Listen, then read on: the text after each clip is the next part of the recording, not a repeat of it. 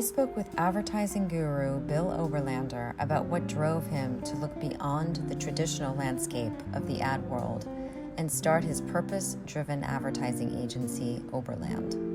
Not only is Bill helping to transform brands to become more conscious and awake, in the process of this very important work, he too has learned what it means to truly find purpose. Bill Oberlander, thank you so much for coming on the show and joining me today. My pleasure. Flattered.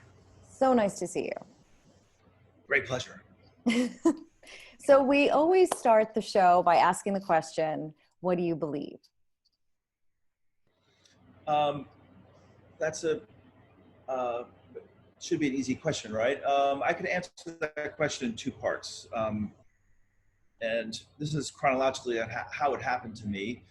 I believe I came to a belief system for my career first, and now the second part, which is a work in progress, is what I'm doing for my belief system in my personal life, and doing the inner work there. But frankly, I believe in purpose.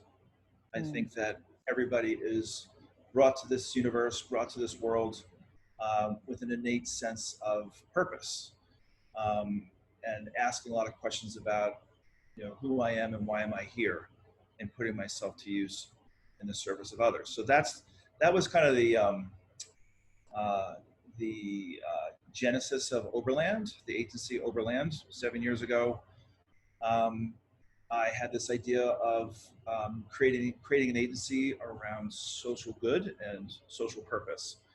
And the line that I wrote for the company, even before there was a company, was creating brands with higher purpose. And when I started using the purpose word, it was kind of lost on a lot of people. They thought it was kind of charity. They thought it was cute that I'm going to save the whales and hug trees. And, I actually was told that I should probably get a cigarette account to pay for all that cute other stuff I was going to do. And obviously that's beyond our neck. So, so I started the company with this notion that the whole world is moving to a higher consciousness place. Certainly with the millennials and the centennials, they're asking a lot of questions about why they're here, and they're not going to follow and live off the script of their parents and the generation before them. So creating brands with higher purpose was the stake I put in the ground, and I liken it to the digital age back 20 years ago when Bob Greenberg from RGA or Digitas or any of these digital shops, when they started, everybody kind of thought it was novel and it was cute, but it's not really that important.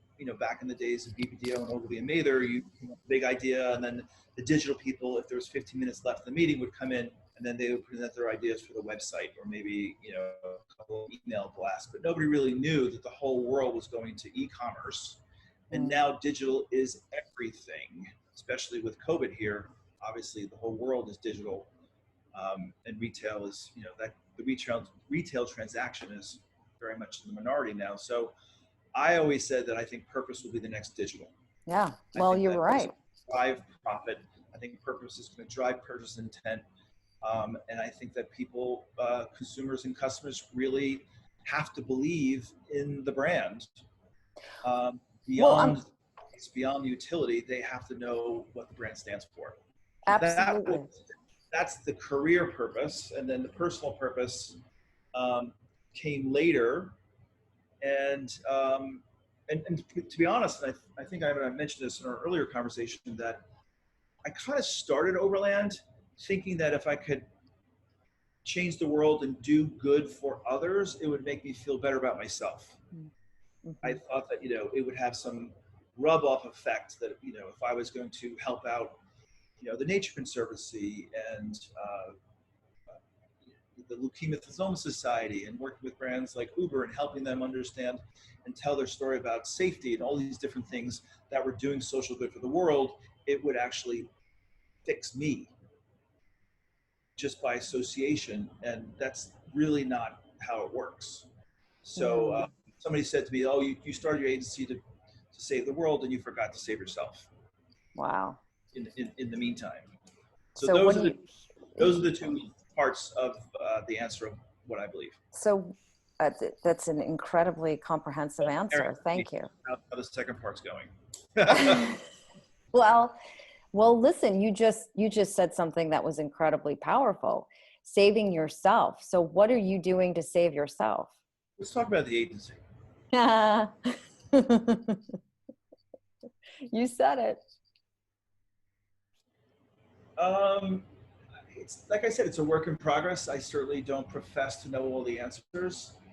I think, and we spoke about this earlier as well, I think that being uh, in the middle of a world pandemic and having more time by yourself, you're kind of forced to look inward.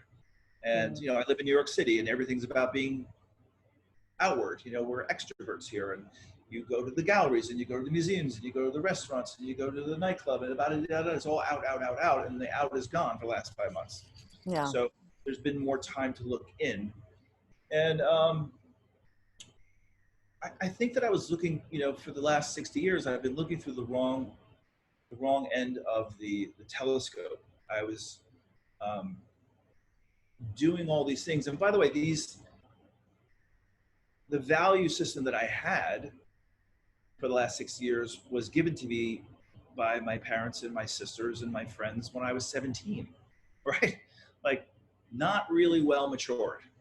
And I just kind of took on this value system thinking this is what it is and this is how life works, and you're good to go. And I never really asked any real serious questions about who am I, why am I here, and what is the point of all this.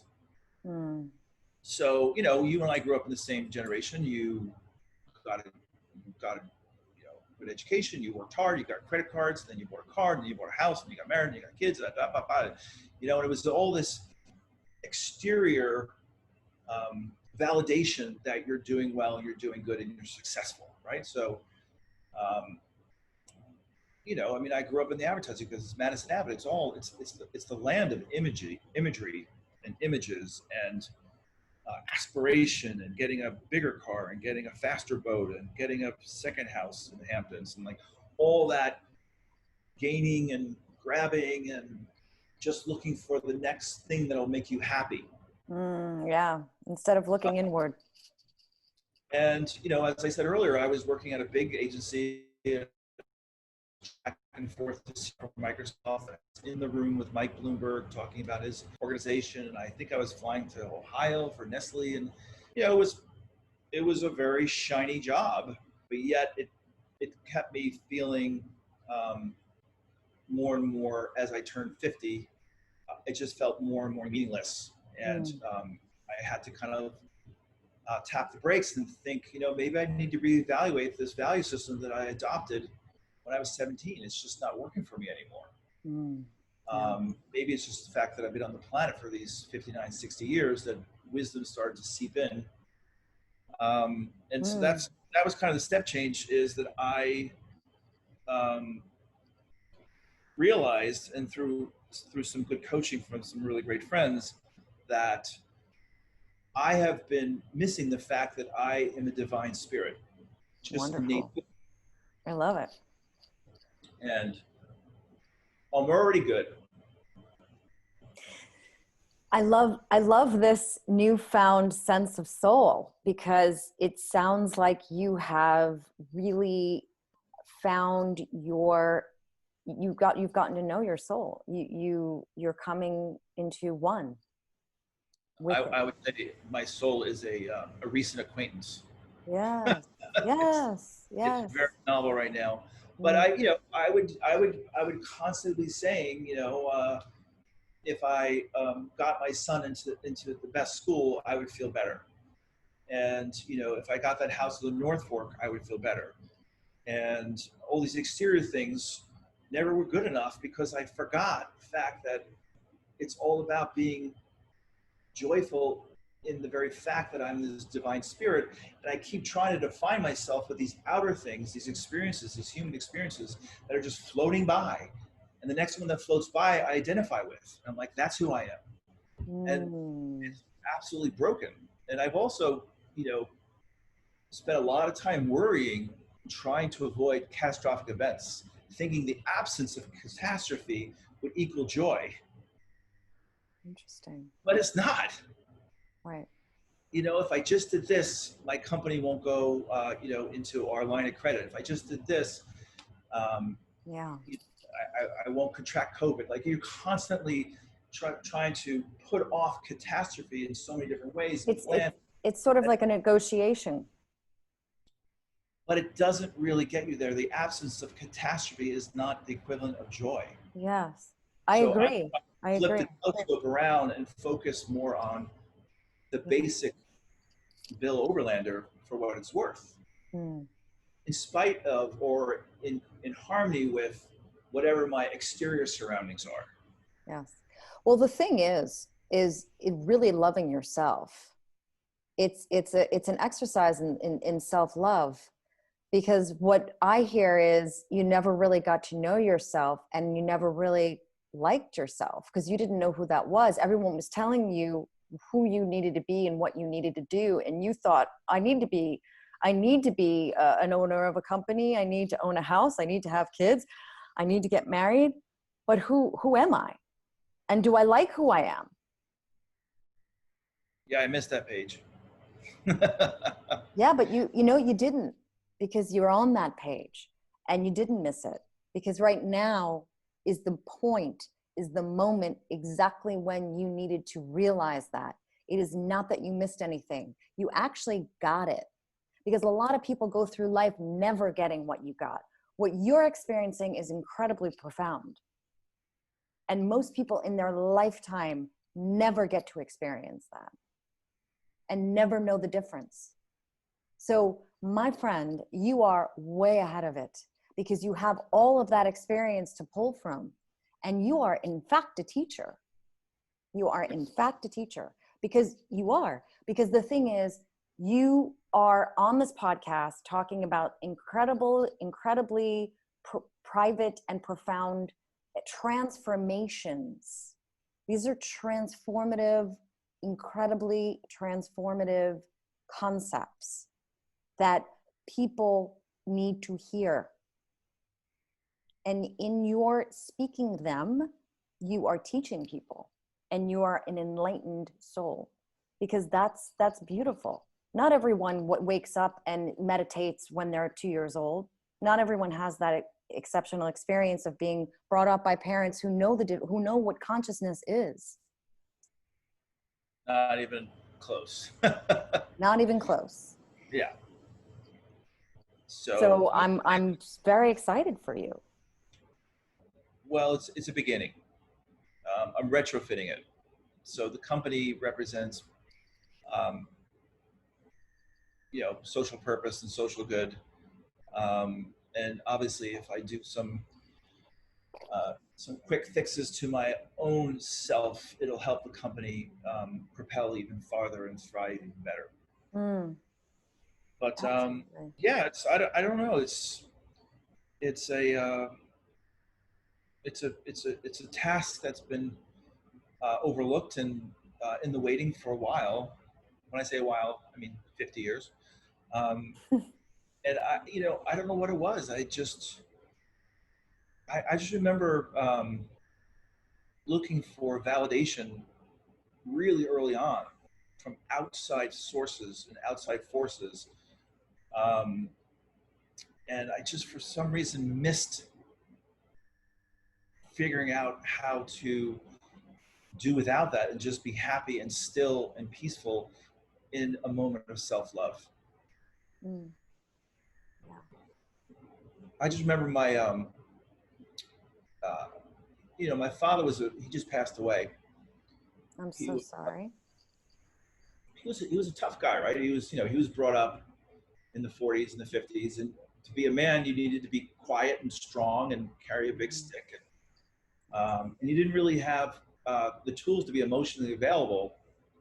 And um, we didn't really have a great communicative relationship. Mm. And I think that it's funny when I would see his friends would say, how proud he is of me. Maybe he, I'm sure, expressed his love for you in ways that were more action rather than speaking. Yeah, it's funny when one of those folks told me that, it always took me by surprise. Yeah. That How misunderstood we were of our parents. correct, and I never thought that he approved. Mm. I think that wounding is what that's a significant part of the wounding that I've been carrying that has created limitations for me. Yes, maybe for a long time you thought, oh, my father doesn't like me. I feel inadequate. There's something wrong with me. Why wasn't I loved? Were you there? That's remarkably accurate. I can I'm I sure can it's very unique. well, the thing is, I understand these things because A, I'm a coach, and B, I've had my own experiences, and with my father, who I love, who also passed away, who was not very expressive in his love. And the same, I could relate to everything when you described your father, you described my father. Same generation, same idea. But they had to kind of keep going, and they were tough, you know. But my mom was the more emotional, maternal hugger and all of that. My father hugged, he didn't want to be touched, you know. So how do you survive in that environment and become someone Well, who is you get brainwashed, you get programmed, right? and then at 17, you go off to college, and that's it. You're locked with that program, Hmm. and you do your best to carry that forward. And back in the 80s, it was all about financial success and status and being seen, and all those things that are superficial and hollow. So it Yeah. takes a while for that to run out and not have its place in your life anymore. I also have the opportunity to be a father, so not to repeat that cycle, to break the systemic lack of communication. So my kids always tell me that I overshare, Yeah. and I say there's no such thing. Oh yeah, so true. That's beautiful. It's true. Well, I mean, you're a wonderful father, and you broke the cycle by being a father. Um, well, the fact that I grew up with three sisters and no brothers, and the fact that I had two sons is already a blessing. And I knew I had a lot to work with, and I knew I had a lot to make up for. Mm. Yeah. So, but they're only 24 and 22, so it's still early days. William is my oldest. He's very much in this space of asking these questions. Why are we here? What does this all mean? What's the point? I remember him in college saying, "What is hump day?" And I explained to him, like, it's Wednesday and everyone's exhausted, and we've got 2 more days to go. And he's like, "What is TGIF? Why is everyone saying thank God it's Friday? The week was so horrible. Now the weekend's coming, and now you can just relax and enjoy yourself." And he's like, "I don't get it. Like, why does Wednesday feel different than Saturday? What are these paradigms that you've created in this capitalistic world where it's about pain and then relief from pain, which gives you the weekend, which is supposed to be joyful? It's all the same, Dad." It's just, Wow. and you can write the script any way you want. You can paint the canvas any way you want. Yes. So this rigor of, Monday through Friday, 9 to 5, performance reviews, bonuses, validation, it's kind of bullshit. So I'm gonna go to the desert and eat rattlesnakes. I'm like, wait. Good for him. Maybe we could find a happy medium. No, he's actually an environmental designer, and he lives and works in Santa Monica. That's He does do a lot of camping and sleeping naked under the stars, which I think is really great. That's great. So, I mean, he sounds wonderful. So what in terms of purpose? Because to me, this all makes sense. The fact that you have a purpose-driven agency. So in essence, you were always in yourself looking for purpose. What was the question? I mean,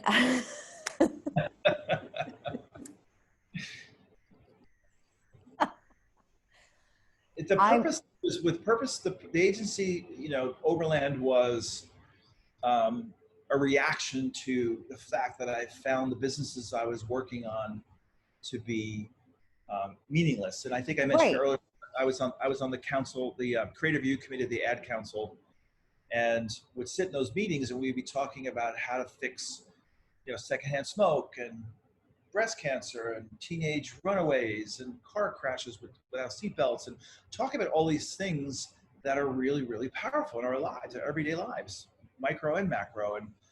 And we're talking about using the power of creativity to change that behavior for the greater good. And I was just kept thinking to myself, how can I start my own agency and not sell frozen lasagna, but actually do these things that are very powerful in society? And that was really was in the back of my head when I needed to make a step change. And I got a call from a recruiter while I was at J. Walter Thompson after 2 years there, saying, how would you like to get off the agency rat race treadmill? And the offer was to become the chief marketing officer of the Robin Hood Foundation. And, I'm a diehard New Yorker. I have, never ending love for this great city. And Robin Hood Foundation raises about $250 million a year to help out hundreds and hundreds of grantees in the 5 boroughs. That's it. So they asked me to come on board to help tell that story, to help the people in the 5 boroughs.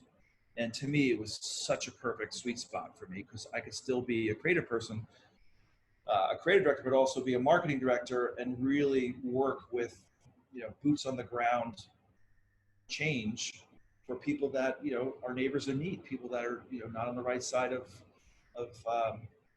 their particular living situations.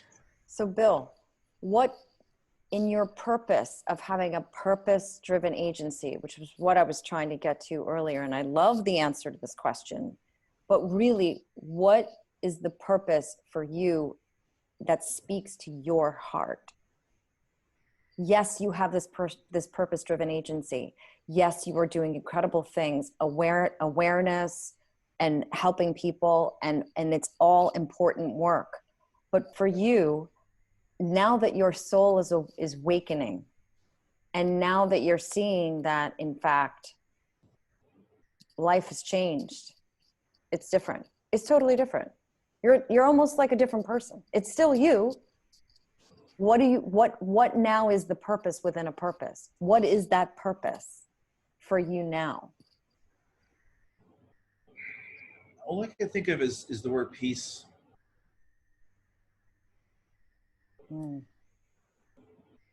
Stillness.